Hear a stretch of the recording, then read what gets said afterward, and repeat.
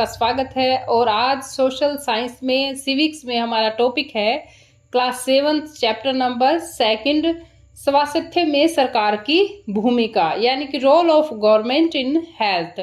इसमें हम अभ्यास के सभी बड़े और कुछ छोटे क्वेश्चन भी करेंगे, इंपॉर्टेंट क्वेश्चन। तो हमारा फर्स्ट क्वेश्चन है अभ्यास का कि इस अध्याय में यानी कि इस पाठ में आपने पढ़ा कि स्वास्थ्य में सिर्फ बीमारी की बात नहीं की जा सकती। संविधान से लिए गए एक अंश को यहाँ पढ़िए और हमें समझना है कि जीवन का स्तर और जो सार्वजनिक स्वास्थ्य है उसके क्या मायने हैं। तो भारतीय संविधान में लिखा गया है कि नागरिकों का जीवन स्तर और पोषाहार यानी कि जो पोषण है, खाने का आहार का जो क्वालिटी है उसके स्तर का ध्यान रखना राज्य सरकार का कर्तव्य है। सरकार का यह भी कर्तव्य है कि वह लोगों के स्वास्थ्य में सुधार करे। तो जीवन का स्तर कैसा हो, इसका अर्थ है कि नागरिकों को अच्छी चिकित्सा, शिक्षा और स्वास्थ्य सेवाएं प्राप्त हो। सभी नागरिकों को स्वच्छ पेयजल यानी कि पीने का पानी, साफ सुथरा पर्यावरण, मनोरंजन तथा रोजगार की सुविधाएं प्राप्त हो। और सार्वजनिक स्वास्थ्य में इसमें सरकार द्वारा स्वास्थ्य के क्षेत्र में प्रदान की गई सुविधाओं की एक श्रृंखला या कड़ी है। श्रृंखला मतलब ये सभी एक दूसरे से जुड़ी हुई है सार्वजनिक स्वास्थ्य सेवाएं। और इस श्रृंखला में सरकारी अस्पताल, एम्बुलेंस सेवा, स्वास्थ्य केंद्र, डिस्पेंसरी, राष्ट्रीय स्तर पर चलाए जाने वाले टीकाकरण कार्यक्रम तथा स्वास्थ्य के लिए चलाए जाने वाले जागरूकता कार्यक्रम शामिल है। सेकंड क्वेश्चन है हमारा कि सबके लिए स्वास्थ्य की सुविधाएं उपलब्ध कराने के लिए सरकार कौन कौन से कदम उठा सकती है। तो इसके लिए सरकार कदम उठा सकती है कि सबसे पहला है कि सरकार जो है स्वास्थ्य सेवा क्षेत्र के बजट में बढ़ोतरी कर लोगों को निःशुल्क दवाइयां और एम्बुलेंस सेवाएं प्रदान कर सकती है। सेकंड है कि सरकार लोगों को स्वास्थ्य संबंधित सुविधाएं उपलब्ध कराने के लिए जो वीआईपी व्यक्ति है उनकी सुरक्षा के लिए दिए जाने वाले बजट में कटौती कर सकती है। VIP means very important person, जो है मंत्री वगैरह जो होते हैं, तो उनके बजट में कटौती कर उसे स्वास्थ्य सुविधाओं पे लगा सकती है। थर्ड नंबर है कि बजट का कम से कम 30 से 40% भाग स्थानीय संस्थाओं जैसे कि पंचायत और नगर पालिकाओं को उपलब्ध करा सकती है, जिससे वे अपने आसपास के क्षेत्र में स्वास्थ्य से जुड़ी सुविधाएं उपलब्ध करा सके। और फोर्थ नंबर है हमारा, सरकार आम जनता के लिए स्वच्छ पेयजल, साफ सफाई, पोषण आदि की समुचित व्यवस्था कर सकती है। फिफ्थ है कि सरकार लोगों में विशेषकर टीकाकरण व स्वास्थ्य संबंधी जागरूकता अभियान का प्रसार कर सकती है। नेक्स्ट क्वेश्चन है हमारा कि आपको अपने इलाके में उपलब्ध सार्वजनिक और निजी स्वास्थ्य सेवाओं में क्या क्या अंतर देखने को मिलते हैं। आप भी कभी हॉस्पिटल गए होंगे किसी के साथ या किसी रिलेटिव के साथ या खुद को दिखाने भी। तो निजी और यानी कि जो एक प्राइवेट हॉस्पिटल है और एक सरकारी अस्पताल है, तो उनमें क्या अंतर आपको देखने को मिला। तो हमें इस तालिका को भरते हुए बताना है कि उसमें सुविधा कैसी थी, सामर्थ्य कैसा था, उपलब्धता और गुणवत्ता के बारे में। तो निजी है ये अत्यधिक मात्रा में मिलते हैं हमें, यानी कि प्राइवेट जो सुविधा है स्वास्थ्य सेवाएं वो ज़्यादा है। शहरों और कस्बों में अधिक स्वास्थ्य केंद्र है, नर्सिंग होम है, डायग्नोस्टिक टेस्ट केंद्र है, अस्पताल आदि होते हैं। और ये सुविधाएं गांव में उपलब्ध नहीं होती है, क्योंकि कोई भी प्राइवेट हॉस्पिटल गांव में नहीं खुलता है, ज़्यादातर सारे ही शहरों में खोले जाते हैं। और यहाँ प्राय आरएमपी डॉक्टर ही देखे जाते हैं। यहाँ कहाँ, गांव में। गांव में कौन से डॉक्टर देखने को मिलते हैं, आरएमपी। इसकी फुल फॉर्म हम आगे छोटे क्वेश्चनों में करेंगे। निजी स्वास्थ्य सेवाओं में किसी भी बीमारी के इलाज का खर्चा जो है वो बहुत अधिक आता है। तो निजी स्वास्थ्य सेवाएं हैं, वहां पर खर्चा जो है यानी कि पैसा बहुत ज्यादा लगता है किसी भी इलाज के लिए। अब है सार्वजनिक स्वास्थ्य सेवाएं। तो ये क्या है, बहुत कम मात्रा में होती है। स्वास्थ्य सेवाएं गांव में उपलब्ध तो होती है, किंतु इनमें रक्त एवं मलमूत्र जांच की सुविधाएं नहीं होती है। शहरों में अस्पताल, स्वास्थ्य केंद्र, मेडिकल कॉलेज आदि होते हैं, यानी कि गवर्नमेंट हॉस्पिटल कहाँ होते हैं, शहरों में होते हैं। कॉलेज भी होते हैं और स्वास्थ्य केंद्र भी होते हैं, लेकिन वहां पर बहुत ज्यादा मात्रा में भीड़ होती है। ये हमने पाठ के बीच में एक उदाहरण दिया हुआ था 2 बच्चों का, वहां पे देखा था, पढ़ा था हमने। और सार्वजनिक स्वास्थ्य सेवाओं में किसी भी बीमारी के इलाज में खर्चा कम आता है, क्योंकि ये सरकारी हॉस्पिटल होते हैं।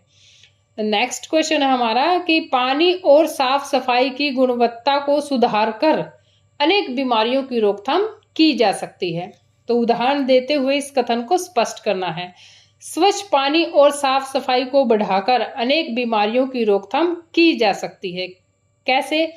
कि साफ सफाई और स्वच्छ पानी का अभाव ही कुपोषण जैसी अनेक बीमारियों के फैलने का कारण बनता है। गंदे तथा रुके हुए पानी से मलेरिया, जापानी इंसेफ्लाइटिस जैसी अनेक बीमारियां फैलती है। इसलिए कहते हैं ना बारिश के मौसम में कि छतों पे, कूलरों में पानी इकट्ठा न होने दे, क्योंकि इससे मलेरिया के फैलने का डर रहता है।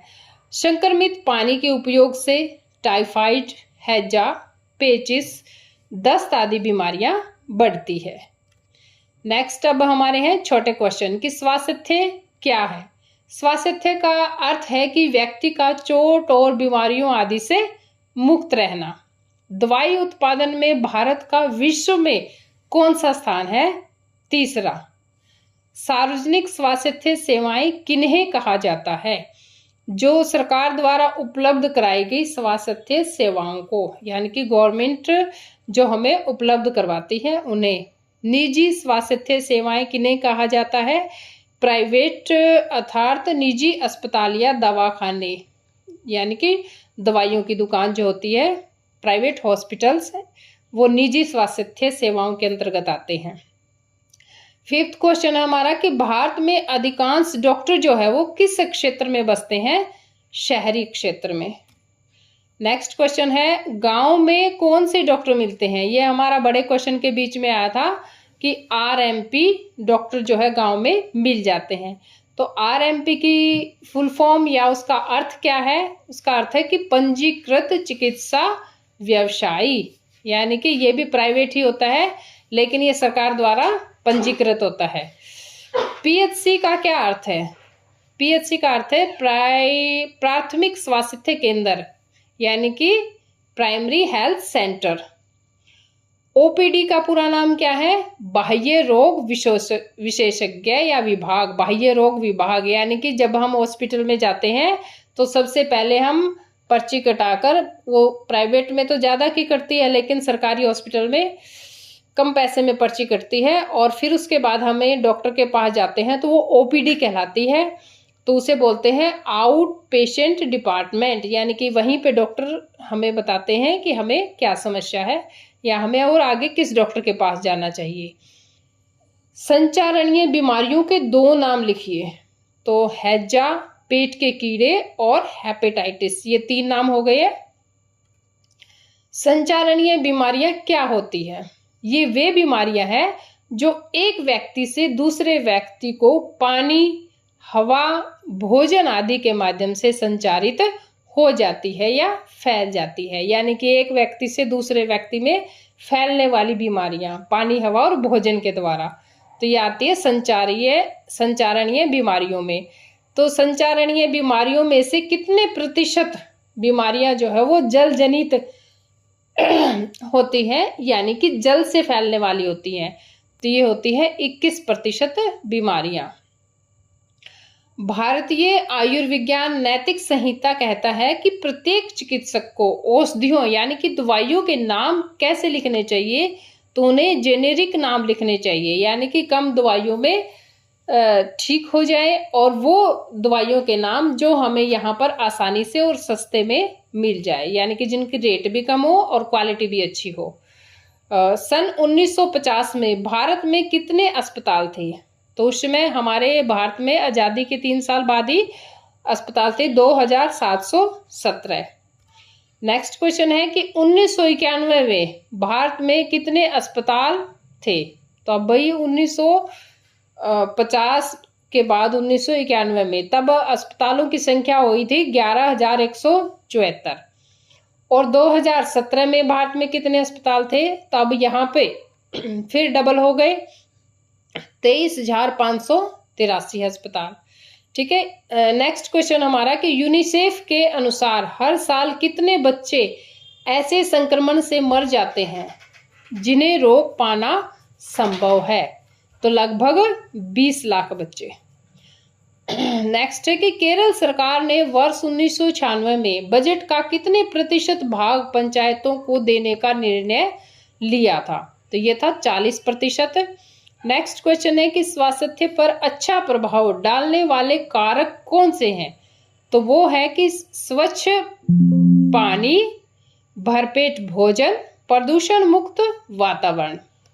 अगर हमें स्वच्छ पानी मिले, भरपेट भोजन मिले और वातावरण जो हमारा वो प्रदूषण मुक्त हो, तो स्वास्थ्य अच्छा रहता है।